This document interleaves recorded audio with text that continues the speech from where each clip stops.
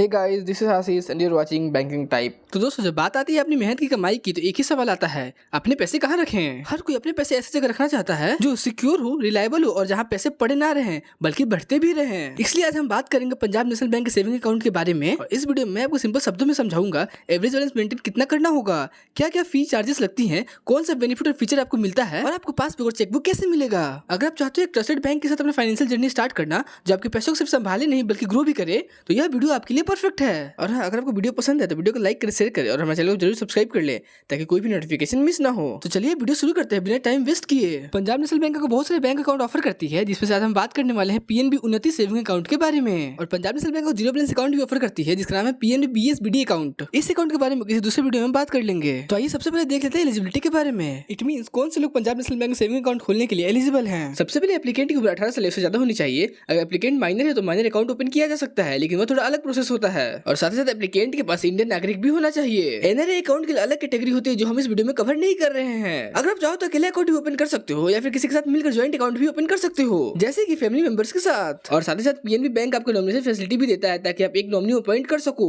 जो फ्यूचर में अकाउंट का राइट हैंडल कर सके अगर जरूरत पड़े।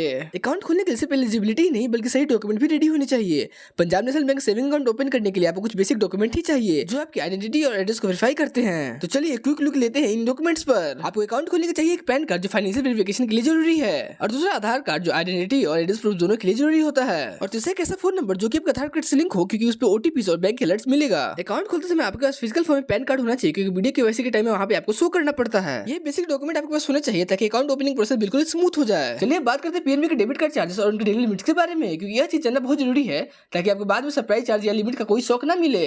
जब आप अपना पीएनबी सेविंग अकाउंट ओपन करते हो तो वहां पे रुपए का क्लासिक डेबिट कार्ड देखने को मिलता है। मोस्टली यही कार्ड इशू होता है। अब बात करें एनुअल चार्जेस की तो यहाँ पे आपको हर साल 150 प्लस जीएसटी चार्ज पे करना पड़ेगा। यह मेंटेनेंस के लिए लिया जाता है जो हर बैंक चार्ज करता है। तो चलिए अब बात करते हैं रिप्लेसमेंट चार्जेस के बारे में। मान लो अगर आपका कार्ड खो गया या फिर डैमेज हो गया फिर आपको रिप्लेस करना चाहिए तो वहाँ पे आपको RS 150 का चार्ज पे करना पड़ेगा न्यू कार्ड के लिए। और साथ ही साथ आपको इस अकाउंट में कॉन्टैक्टलेस पेमेंट का भी ऑप्शन मिलता है। इट मींस बिना पिन डाले 5000 तक का कॉन्टैक्टलेस पेमेंट कर सकते हो जो काफी कन्वीनियंट होता है स्मॉल ट्रांजेक्शन के लिए। तो चलिए अब बात करते हैं डेबिट कार्ड लिमिट्स के बारे में। डेबिट कार्ड लिमिट सुनते ही आपके मन में सवाल आ रहा होगा कि कार्ड से एक दिन में कितने पैसे निकाल सकते हैं या स्वाइप कर सकते हैं। तो चलिए इस टॉपिक को भी क्लियर कर देता हूँ। अब एटीएम विड्रॉल लिमिट के बारे में बात करें तो आप यहाँ पे पर डे 25,000 तक रुपए निकाल सकते हो एटीएम से। तो पीओएस लिमिट के बारे में बात करें तो कार्ड से शॉपिंग या ऑनलाइन परचेस में आप 60,000 तक स्पेंड कर सकते हो पर डे। और अगर आप स्पेसिफिकली देखें तो पीएनबी के खुद की एटीएम पर एक बार में मैक्सिमम 20,000 तक रुपए निकाल सकते हो और दूसरे बैंक का एटीएम यूज करके आप एक बार में 10,000 तक रुपए विड्रॉ कर सकते हो। ये लिमिट्स आपको हेल्प करती है अपने डेली प्लानिंग और बड़े ट्रांजैक्शन मैनेज करने में। सो ये डिटेल याद रखना जरूरी है। अब तक हमने देखा कि आपके डेबिट कार्ड पे कौन से चार्जेस लगती है और उसकी डेली लिमिट क्या है। अब चलिए बात करते हैं एक और इंपॉर्टेंट चीज की जो कि है ट्रांजैक्शन चार्जेस की, क्योंकि यह वो चीज होती है जो हर यूजर को डायरेक्टली इंपैक्ट करती है और इनके बारे में अवेयर होना जरूरी है, वरना बिना सोचे समझे ट्रांजैक्शन करते जाओगे और चुपके चुपके चार्जेस लगते रहेंगे। तो सबसे पहले बात करते हैं पीएनबी बैंक के खुद के एटीएम के ट्रांजैक्शन के बारे में। अगर आप पीएनबी का डेबिट कार्ड यूज पीएनबी के खुद की एटीएम पे करते हो तो आपको मिलता है 5 फ्री ट्रांजैक्शन। ये इंक्लूड करता है फाइनेंशियल और नॉन फाइनेंशियल ट्रांजैक्शन दोनों। उसके बाद अगर आप एक्स्ट्रा ट्रांजैक्शन करते हो तो आपको पर transaction RS 10 plus applicable tax लगेंगे। ये चार्जेस तभी लगेंगे जब फ्री लिमिट क्रॉस हो जाती है, तो हमेशा ट्रैक रखो कि महीने में कितना बार एटीएम यूज कर रहे हो। चलिए बात करते हैं अगर आप दूसरे बैंक के एटीएम यूज करते हैं ट्रांजैक्शन के लिए तो वहाँ पे वो क्या चार्ज लगेंगे और कितना ट्रांजैक्शन फ्री दिया गया है। अगर आप मेट्रो सिटी में दूसरे बैंक के एटीएम यूज करते हो तो वहाँ पे थोड़ा अलग स्ट्रक्चर होता है। 5 फ्री ट्रांजैक्शन पर मंथ मिलता है आपको फाइनेंशियल और नॉन फाइनेंशियल। मान लो अगर आपका फ्री फाइनेंशियल ट्रांजैक्शन खत्म हो गया है तो उसके बाद RS 21 प्लस टैक्स पर ट्रांजैक्शन पे करना पड़ेगा। फ्री नॉन फाइनेंशियल ट्रांजैक्शन के बाद RS 9 प्लस टैक्स पर ट्रांजैक्शन पे करना पड़ेगा। अभी तो सारी बातें होगी डेबिट कार्ड ट्रांजैक्शन चार्जेस के बारे में। और अब एक और इंपॉर्टेंट पॉइंट जो लोग मिस कर देते हैं, important debit card entries rule के बारे में। आपके अकाउंट में हाफ फेयर 6 महीने में टोटल डेबिट एंट्री 40 से ज्यादा नहीं होनी चाहिए। ध्यान रहे internet banking service ATM withdrawal standing instruction ये डेबिट चार्ज इन 40 काउंट में नहीं आती, लेकिन अगर आपका डेबिट ट्रांजैक्शन 40 से एक्सीड हो जाती है तो वहाँ पे आपको एक्स्ट्रा चार्ज पे करना पड़ेगा। तो दोस्तों ये छोटी छोटी चीजें आपके लिए बड़ी सेविंग बन सकती है अगर आप थोड़ा प्लान करके अपने अकाउंट मैनेज करो। तो दोस्तों अब तक हमने देखा debit card charges, ATM transaction limit और एटीएम ट्रांजैक्शन चार्जेस। अब चलिए एक बहुत इंपॉर्टेंट एरिया पे फोकस करते हैं, अकाउंट मेंटेनेंस और जो मिनिमम एवरेज बैलेंस आपको मेंटेन करना होता है वो हर ब्रांच की कैटेगरी के हिसाब से। सबसे पहले मिनिमम क्वार्टरली एवरेज बैलेंस के बारे में बात करें तो पंजाब नेशनल बैंक में आपका ब्रांच किस एरिया में है उसके हिसाब से आपको अपने अकाउंट में एक सर्टेन एवरेज बैलेंस मेंटेन करना पड़ता है। तो चलिए जान लेते हैं area wise detail. Rural branch में आपको मिनिमम 500 रुपए का क्वार्टरली एवरेज बैलेंस मेंटेन करके चलना पड़ता है और सेमी अर्बन ब्रांच में RS 1000 का और अर्बन ब्रांच में RS 2000 का मिनिमम बैलेंस मेंटेन करके चलना पड़ता है। और आपको मेट्रोपॉलिटन ब्रांच में भी RS 2000 का मिनिमम बैलेंस मेंटेन करके चलना पड़ता है। और हाँ, अकाउंट खोलते वक्त आपको इनिशियल डिपॉजिट भी देना पड़ता है जो सेम अमाउंट होता है, जैसे रूरल में 500 और अर्बन में 2000। तो चलिए बात करते हैं नॉन मेंटेनेंस चार्जेस के बारे में। अब सवाल ये है कि अगर आप मिनिमम बैलेंस मेंटेन नहीं करते हो तो क्या चार्ज लगेंगे। पीएनबी में यह चार्ज डिपेंड करता है कि आप कितने शॉर्टफॉल करते हो, देखो क्लियरली समझाता हूँ। सबसे पहले रूरल ब्रांच के बारे में बात करें तो अगर आपको शॉर्टफॉल अप टू 50% तो वहाँ पे आपको 50 का चार्ज पे करना पड़ेगा, और वहीं अगर आपको शॉर्टफॉल 50% से ज्यादा है तो वहाँ पे 100 का चार्ज पे करना पड़ेगा। और अब अगर सेमी अर्बन ब्रांच के बारे में बात करें तो और वहाँ पे अगर आपको शॉर्टफॉल अप टू 50% है तो वहाँ पे 100 का चार्ज पे करना पड़ेगा, और वहीं अगर आपको शॉर्टफॉल 50% ज्यादा है तो वहाँ पे 150 का चार्ज पे करना पड़ेगा। और अब अर्बन और मेट्रो ब्रांच के बारे में बात करें तो अगर यहाँ पे आपका अप टू 50% का शॉर्टफॉल हो तो वहाँ पे 150 का चार्ज पे करना पड़ेगा, और वहीं अगर शॉर्टफॉल 50% से ज्यादा है तो वहाँ पे 250 का चार्ज पे करना पड़ेगा। तो क्लियरली जितना बड़ा शॉर्टफॉल उतना बड़ा चार्जेस, इसलिए बेस्ट ये होता है कि आप अपने एवरेज बैलेंस को ट्रैक करते रहो ताकि अननेसेसरी पेनल्टीज ना लगे।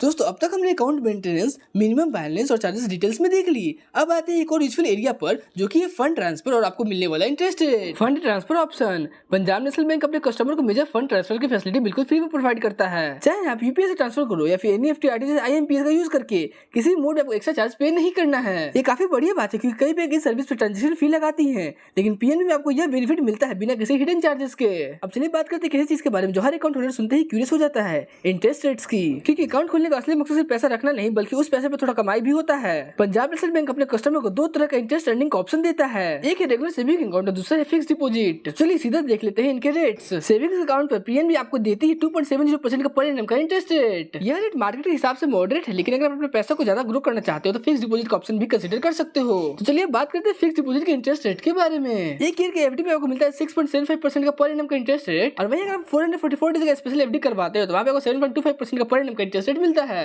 ये एफडी रेट आपके सेविंग अकाउंट के इंटरेस्ट से काफी ज्यादा होती है, तो अगर आपके पास कुछ एक्स्ट्रा फंड है जो आप शॉर्ट टर्म या मिड टर्म लॉक कर सकते हो तो एफडी एक स्मार्ट चॉइस बन सकता है। दोस्तों अब तक हमने देख लिया कि आपको सेविंग अकाउंट और एफडी पर कितना इंटरेस्ट रेट मिलेगा, लेकिन बैंकिंग से भी इंटरेस्ट ट्रांसफर तक लिमिटेड नहीं होती है। अकाउंट से आपको मिलता है कुछ फिजिकल फैसिलिटी जैसे चेकबुक और पासबुक, और कुछ छोटी मोटी चार्जेस जो कि आपको ध्यान में रखनी चाहिए। तो चलिए एक एक करके देखते हैं। तो सबसे पहले चेकबुक के बारे में बात करें तो आपको हर साल मिलता है 25 चेकलिस्ट बिल्कुल फ्री। उसके बाद एक्स्ट्रा चेकलिस्ट पर नॉर्मल चार्ज लगता है, और पासबुक के बारे में बात करें तो ये सर्विस बिल्कुल फ्री है और आप इसमें अपने ट्रांजेक्शन का रिकॉर्ड मेंटेन कर सकते हो। तो चलिए अब जान लेते हैं हिडन चार्जेस के बारे में। अक्सर लोग अकाउंट खोलते वक्त हिडन चार्जेस पे ध्यान नहीं देते हैं, इसलिए ये सेक्शन इंपॉर्टेंट है। पंजाब नेशनल बैंक में अकाउंट क्लोजर के टाइम ये रूल है, अगर आपका अकाउंट 14 दिन के अंदर में क्लोज होता है तो वहाँ पे कोई भी चार्ज पे नहीं करने हैं। लेकिन वहीं अगर आपका अकाउंट 14 दिन के बाद लेकिन 12 मंथ के अंदर बंद होता है, रिकरिंग डिपॉजिट अकाउंट पे आपको 100 का चार्ज पे करना पड़ेगा, और वहीं अगर सेविंग अकाउंट क्लोज करवाना है तो वहाँ पे आपको 300 का चार्ज पे करना पड़ेगा। तो क्लियर जल्दी अकाउंट बंद करने पर चार्जेस लगती है, इसलिए अकाउंट खोलने से पहले अपनी प्लानिंग क्लियर रखना बेस्ट ऑप्शन होता है। और दूसरा हिडन चार्जेस होता है एसएमएस अलर्ट चार्जेस। आजकल सबको रियल टाइम एसएमएस अपडेट चाहिए होती है, लेकिन इस सर्विस पर भी एक स्मॉल फी लगती है। सेविंग अकाउंट के एसएमएस चार्जेस के बारे में बात करें तो वहाँ पे 0.25 पर एसएमएस प्लस जीएसटी चार्ज पे करना पड़ता है, और ये मैक्सिमम 215 प्लस जीएसटी पर क्वार्टर होता है। यह चार्ज आपके अकाउंट में ऑटो डेबिट होती है, इसलिए अच्छा यह है कि आप अपने स्टेटमेंट या ऐप में चेक करते रहो। दोस्तों अब तक हमने अकाउंट की फैसिलिटी और चार्जेस को डिटेल में समझ लिया। अब एक बहुत इंपॉर्टेंट और रीअश्योरिंग बात, आपके डिपॉजिट की सेफ्टी। पंजाब नेशनल बैंक आपके डिपॉजिट की सिक्योरिटी और प्राइवेसी को प्रायोरिटी देता है, और सबसे बड़ी बात PNB DICGC deposit insurance and credit guarantee corporation के अंडर रजिस्टर्ड है। अब इससे क्या मतलब होता है, सिंपल शब्दों में समझाता हूँ। आपका पैसा बैंक में इंश्योर्ड है और डीआईसीजीसी आपकी डिपॉजिट को 5 लाख तक कवर रखता है पर कस्टमर, प्रिंसिपल प्लस इंटरेस्ट दोनों मिलाकर। चाहे सेविंग अकाउंट हो, फिक्स डिपॉजिट हो या फिर रिकरिंग डिपॉजिट, सब इंश्योर्ड होता है इस लिमिट के अंदर। डीआईसीजीसी आपके पैसों का एक तरह का इंश्योरेंस है। मान लो कल को बैंक भाग गया फिर कुछ और हो गया तो आरबीआई यहाँ पे आपका 5 लाख तक का इंश्योरेंस कवर करती है। अगर कभी हाइपोथेटिकल सिचुएशन में बैंक के ऊपर कोई क्राइसिस भी आ जाए तो भी आपके 5 लाख तक का डिपॉजिट सेफ है अंडर डीआईसीजीसी के। यह बात हर अकाउंट होल्डर को पता होना चाहिए क्योंकि फाइनेंशियल सिक्योरिटी अवेयरनेस सबसे पहला स्टेप है स्मार्ट बैंकिंग का। दोस्तों आज के इस वीडियो में हमने डिटेल में देखा Punjab national bank saving account का कंप्लीट ओवरव्यू, और हमने ये भी देखा eligibility, required document, debit card details, fund transfer और इंटरेस्ट रेट भी, और इवन आपकी डिपॉजिट की इंश्योरेंस कवर तक। मुझे पूरी उम्मीद है कि अब आपको क्लियर आइडिया मिल गया होगा कि पीएनबी में सेविंग अकाउंट खोलना एक स्मार्ट और रिलायबल चॉइस क्यों है। और अगर आपको वीडियो पसंद आया हो या फिर हेल्पफुल लगा हो तो लाइक बटन दबाना मत भूलना, ये मुझे मोटिवेट करता है और आपके लिए इन्फॉर्मेटिव वीडियोस बनाने के लिए बूस्ट देता है। और साथ ही साथ चैनल को सब्सक्राइब करो और बेल आइकन भी प्रेस करो ताकि आपको मेरे नए फाइनेंशियल वीडियो की नोटिफिकेशन मिलती रहे सबसे पहले। और हाँ, मैंने यहाँ आपको सारे टॉपिक सिंपल और आसान भाषा में समझा दिए ताकि आपको अकाउंट खोलने में कोई भी प्रॉब्लम ना हो। और अगर आपको कोई सवाल है या अपना एक्सपीरियंस शेयर करना चाहते हो रिगार्डिंग पीएनबी बैंक तो आप उसे कमेंट सेक्शन में जरूर लिखना, मैं सबका रिप्लाई करने की कोशिश करता हूँ। मैं मिलूंगा आपसे नेक्स्ट वीडियो में एक और इंटरेस्टिंग और यूजुअल टॉपिक के साथ। तब तक के लिए ध्यान रखो, स्मार्ट बैंकिंग करो और हाँ, हैप्पी बैंकिंग।